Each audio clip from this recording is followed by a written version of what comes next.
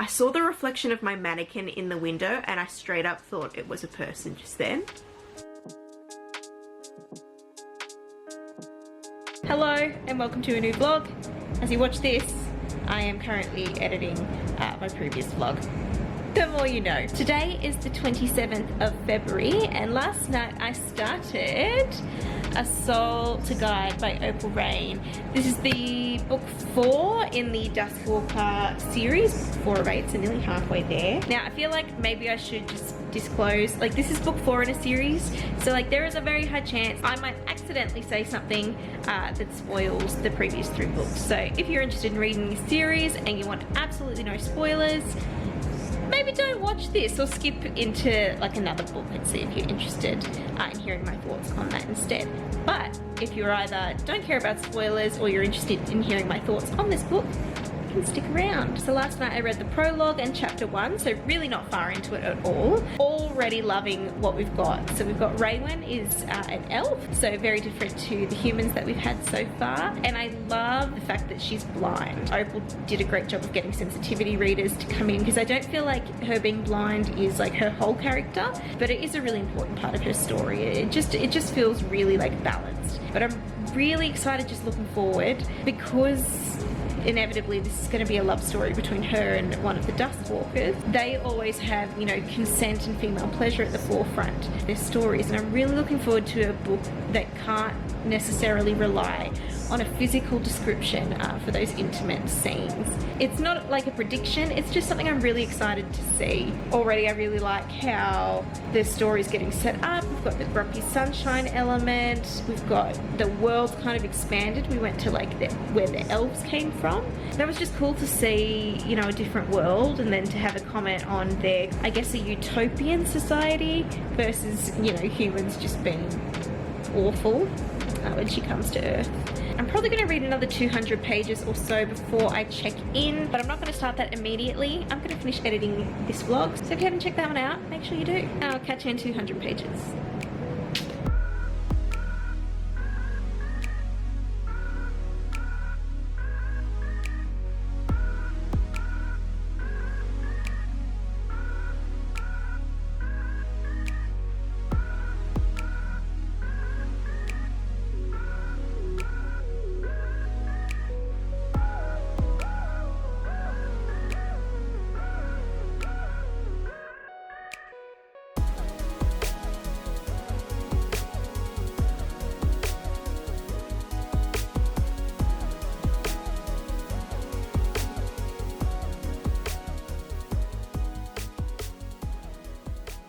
Good morning. It is Saturday the 1st of March. Welcome to a new month. It's nearly midday and I've spent most of the morning kind of just pottering around doing a few bits and pieces. But I did finish the first 200 pages of A Soul to Guide and I'm just loving this. This is so much fun. I love this world and I love these characters. The grumpy is grumpying and the sunshine is sunshining, and it's just really sweet. Like, they're pushing each other's buttons and they're learning about each other in a bit more depth and kind of confronting their opinions about each other. So our Duskwalker monsters, they eat humans to like gain more humanity. So they kind of become what they eat. And there was a line in this where our main girl, because she's not from Earth, where the majority of this story is set, she hinted that there's a reason behind them gaining more humanity when they eat. And I was like, lore?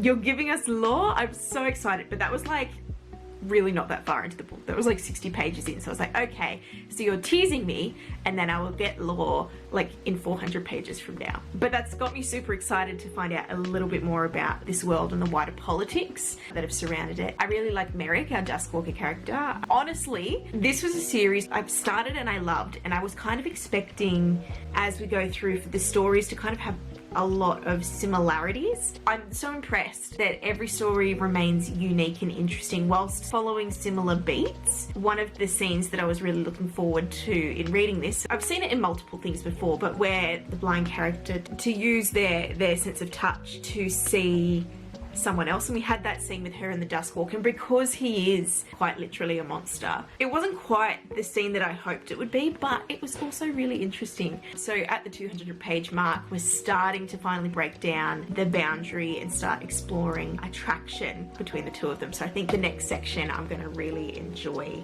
and I'm really excited to get to the smut. I really think that her sense of safety and pleasure is going to be at the forefront, more so than it has in other books. I'm obviously not going to be able to talk a lot in depth about that because YouTube doesn't allow us to talk about such exciting topics like female pleasure. The other thing I want to try and do today is, I've put it off for so long, I need to get back into sewing my dresses for Babe to make sure they're done by the end of May. 3 months sounds like a long time, but when you're reading multiple books and sewing is quite a labor-intensive task, that is not much time at all. However, it is 34 degrees today. It is a very hot day, and I don't know if I'm willing to negotiate fabric on a day where I'm sweating from every orifice and crack that I have on my body. It might just be a day for tucking away reading in a cold room and shutting up the house. My neighbours were actually having a domestic just a moment ago, so shutting up the house sounds like a great idea because I do not want to hear them screaming and yelling and swearing at each other when I just want to read about sweet monster boy and the way he loves a beautiful girl. I just read a classic line, I guess, theme in the Grumpy Sunshine works. She was a bright spark in a dim world, and he wouldn't mind being the reason it kept shining. I'm really excited about this. I'm going to stop chatting. I'm going to get back into my romance. Unless something super exciting happens, I'll check in like another 200 pages.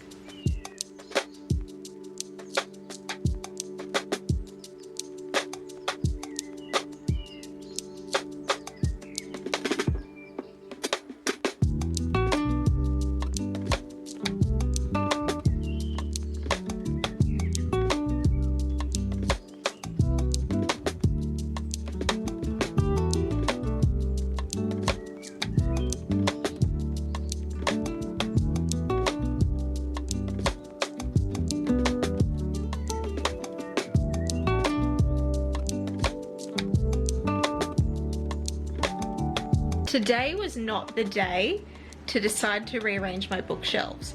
I have been sitting for like 5 minutes after finishing and I'm still sweating in places that I forgot could sweat. I started with the best of intentions. It is, you know, reshuffled, it's fresh to look at, but yeah, totally by the end I was just like, get it on the shelf. We're stopping. This is just uncomfortable. I think a new reshuffle will happen again at some point in the future, but I'm happy with it. I've kind of double-faced some of the shelves, so I've got more room to display more of the books that I actually want to see and more of the books I want to read. But as much as I was like sweating, it was a really good opportunity for me to catch up on my book club audiobook, doing the novellas at the end of The Siren Queen. I was actually really excited. We just had one of the questions that we had for the author was answered in the novella. I'm glad we got the answer to the naming of Rohisha. I've got the AC on, I've got a Salter guide next to me, and I'm just gonna hook in and read for a bit.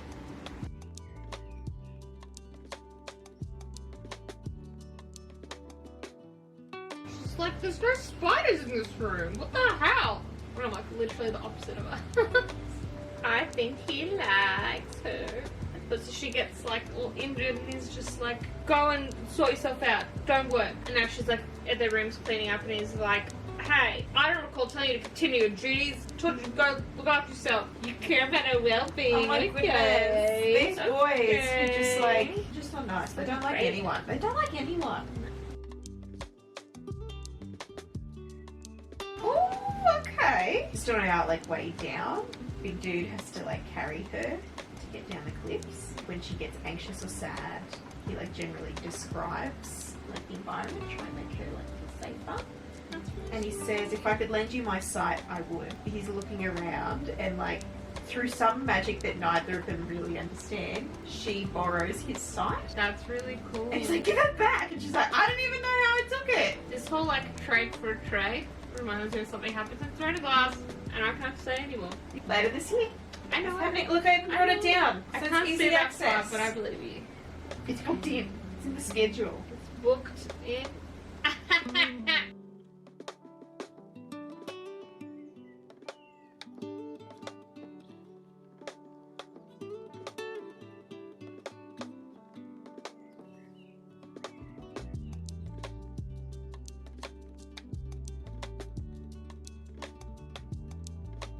Good morning, it is Sunday the 2nd of March this morning. It is a stunning day today.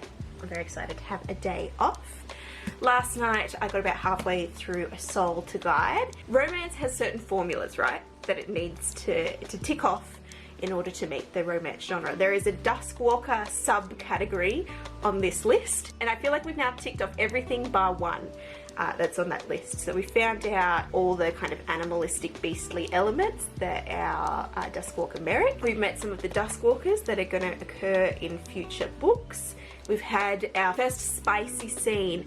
It was hot. Opal Rain does spice good, but like, I was a little flustered at their first scene. Where I left off yesterday, we had just met our next two Duskwalkers and gotten to know them a little bit.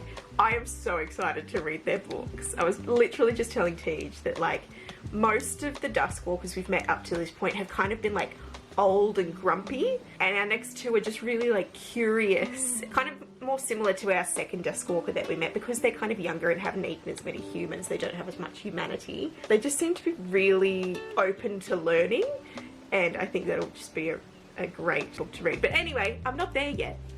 I'm with these guys. Our Duskwalker dude totally is not jealous about Raywin spending time with the other Duskwalkers. We've currently got a sick scene where he needs to look after her, and it's just like, I don't know what it is about him looking after her when she's sick, but like, it just makes me happy. I'm having such a great time returning to this world. In my weekly plan, my weekly schedule, I had hoped to finish this book by end of day today. I just don't think it's gonna happen. I've got about just under 300 pages to go. I did not get to any sewing yesterday. It was just too hot to get involved with any fabric, and I kind of have a feeling that today's gonna be the same. So maybe I just spend the day under a fan reading. Like, moving forward in predictions, I actually don't know where this story is going to go. Generally, I have a pretty firm grasp on what kind of the complication is or what I predict might be the outcome. I'm not always right, but I don't actually know where the story's headed, which is kind of exciting. Just enjoy the ride of the narrative. Anyway, I'm gonna stop talking because I want to read about Duskwalkers and not talk to a screen.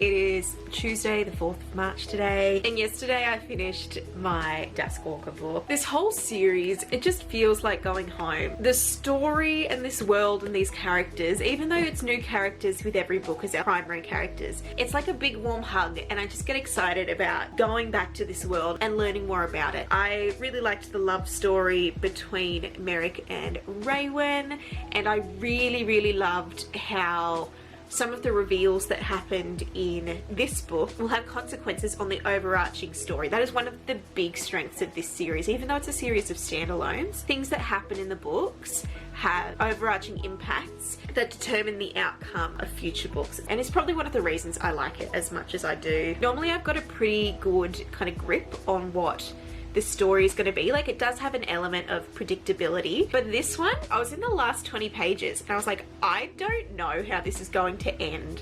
I don't know where our characters are going to end up. Like, I knew they'd be together. It's a romance. The characters are going to be together. This one had a lot more wider political impacts with the story, and I just didn't really know where it was going to go. The final chapter and some of the discussions around the future of our characters I did really appreciate. I can't say anymore without spoiling what happens, but there is a discussion in the final chapter for these characters that I really appreciated. I feel like Opal does a really good job of representing lots of different types of people. There was a really sweet kind of happily ever after moment at the end. I really wasn't expecting from this particular series and the way it's been established, but it was just really sweet. And I think you saw, like, I literally hugged the book. It felt really good to finish this one. So really glad I read this one. First one down for the Babe Readathon. So now on to current/future reading plans. I've got a TBR basically locked in from Friday. Tej and I are going to be doing a 24-hour readathon over the long weekend we've got here in Canberra, which I'm going to be doing in a separate vlog. If you're interested, you can stay tuned and I'll be vlogging some of that experience. Until then, I've got 2 things I'd really like to knock off, and I'm just not convinced I'm going to have enough time to make it happen, but I'm certainly going to try. So first is my weekly book club. We're reading The King's Game. Now, I don't have to read this in completion. I have to read the first 11 chapters, which is 150 pages. I'm pretty confident I can do this. Like, if I need to, I can push this into next week, but I really like to try and knock this one out straight away. Not worried about reading 150 pages, but more so because I want to finish my other book club book in its entirety. We are reading The Bridge Kingdom by Danielle L. Jackson. I started it last night. I've read the first 50 pages. I'm actually really liking this one. This is really fun. Our first chapter was pretty decent, like getting us straight into the world and what our characters' motivations are. We've got Lara. Lara's one of 12 sisters, each who has been trained up in all the feminine arts, which include seduction, it includes cunning, strategy, and just a bit of murder. Basically, through circumstances, Lara is selected as the future bride for evil king that is in our kingdom, and we watch her get married to him and have her kind of first interaction. They just had their first meeting, so she basically decides, I'm going to use my sexuality, my body, to try and seduce this king to get my way with him. She like full strips down and she walks into like a stream, a bath, to try and seduce him. And she's like, oh, you'll need to pass the soap and a towel. He already had a towel around him, so he throws the soap at her and his towel, and he walks off naked, giving her a taste of her own medicine. And it was just really fun. I really have no idea where this book is going to go, but I'm excited to read it. I've got book club tonight. I probably won't get to do an update until Thursday, which hopefully means I'll have finished majority, if not all, of this book. Wish me luck. I'll see you in the next update.